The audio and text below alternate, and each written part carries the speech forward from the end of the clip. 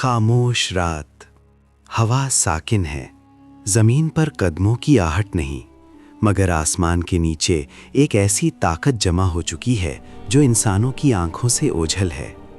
یہ جنگ تلواروں کی نہیں، یہ جنگ غرور اور اطاعت کی ہے۔ یہ جنگ انسان اور جن کی نہیں، یہ جنگ اللہ کے حکم کے آگے سر جھکانے اور سر اٹھانے کی ہے۔ سوال یہ نہیں کہ جن کتنے طاقتور تھے، سوال یہ ہے کہ حضرت سلیمان علیہ السلام کو وہ قوت کس نے دی جس کے سامنے جن بھی مجبور ہو گئے۔ حضرت سلیمان علیہ السلام اللہ کے وہ نبی اور بادشاہ تھے جنہیں ایسی سلطنت عطا کی گئی جو نہ ان سے پہلے کسی کو ملی اور نہ ان کے بعد کسی کو دی گئی۔ قرآن ہمیں بتاتا ہے کہ انہیں پرندوں کی زبان سکھائی گئی، ہوا ان کے حکم پر چلتی تھی اور جن ان کے تابع کر دیے گئے تھے۔ لیکن یہ کہانی طاقت کے اظہار کی نہیں، یہ کہانی عدل، اطاعت اور خوف خدا کی ہے۔ آج ہم جانیں گے حضرت سلیمان اور جنوں کے اس تصادم کو جسے لوگ جنگ کہتے ہیں، مگر حقیقت میں یہ اللہ کے حکم کی فتح تھی۔ فلسطین کی سرزمین، ایک عظیم دربار۔ حضرت سلیمان علیہ السلام تخت پر نہیں بلکہ عدل کے مقام پر بیٹھے ہیں۔ ان کے سامنے انسانوں کی صفیں، پرندے فضا میں اور جن خاموشی سے حکم کے منتظر۔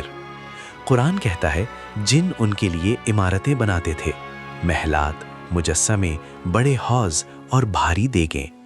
لیکن ہر جن اطاعت میں نہیں تھا، کچھ سرکش تھے، کچھ نافرمان اور کچھ اپنی قوت پر نازاں۔ یہیں سے تصادم کی بنیاد پڑتی ہے۔ جنوں کی دنیا، جہاں آگ سے بنے وجود اپنی طاقت کو سب کچھ سمجھتے تھے، ان میں سے کچھ نے سوچا ہم انسان کے تابع کیوں ہوں، ہم تو آگ سے بنے ہیں، وہ مٹی سے۔ یہ وہی غرور ہے جس نے ابلیس کو گمراہ کیا تھا۔ قرآن ہمیں بتاتا ہے کہ ایسے جن سلیمان علیہ السلام کے حکم سے نکلنے کی کوشش کرتے تو فوراً پکڑ لیے جاتے۔ سخت نگرانی تھی، کیونکہ یہ جنگ صرف نظم و ضبط کی تھی، یہاں کوئی بغاوت برداشت نہیں تھی۔ ایک دن حضرت سلیمان کا دربار ایک بڑے فیصلے کے لیے جمع ہوا۔ جنوں کو حکم ملا ایک عظیم تعمیر کا۔ کچھ نے کام کیا، کچھ نے سستی دکھائی اور کچھ نے نافرمانی کی جسارت کی۔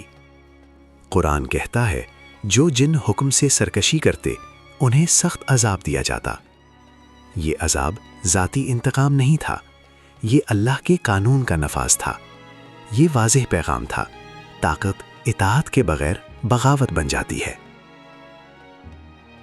سب سے حیران کن لمحہ، حضرت سلیمان علیہ السلام اپنی عصا پر ٹیک لگائے کھڑے ہیں۔ وقت گزرتا ہے، دن، مہینے، جن مسلسل کام کرتے رہتے ہیں، یہ سمجھتے ہوئے کہ نبی زندہ ہیں اور انہیں دیکھ رہے ہیں۔ پھر ایک دن دیمک عصا کو کھا جاتی ہے۔ حضرت سلیمان علیہ السلام زمین پر گر پڑتے ہیں۔ تب جا کر جنوں کو احساس ہوتا ہے کہ اگر وہ غیب جانتے تو اس ذلت آمیز محنت میں اتنا عرصہ نہ رہتے۔ یہ لمحہ جنوں کے غرور کی موت تھا۔ یہ وہ نقطۂ عروج ہے جہاں حقیقت مکمل طور پر عیاں ہو جاتی ہے۔ قرآن اعلان کرتا ہے اگر جن غیب جانتے ہوتے تو یہ حال نہ ہوتا۔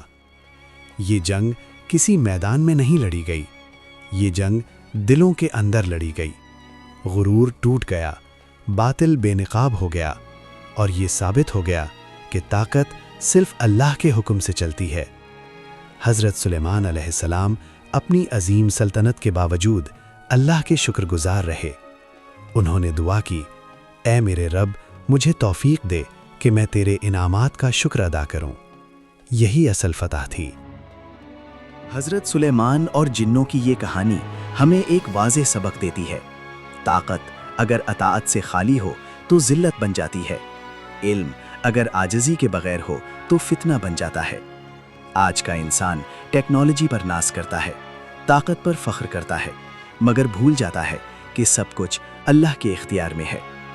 یہ کہانی ہمیں یاد دلاتی ہے کہ اصل کامیابی حکم چلانے میں نہیں، حکم ماننے میں ہے۔ اگر جن جیسے طاقتور مخلوق اللہ کے حکم کے آگے مجبور ہو سکتے ہیں تو انسان کیوں نہیں؟ یہی سوال اس کہانی کا آخری پیغام ہے۔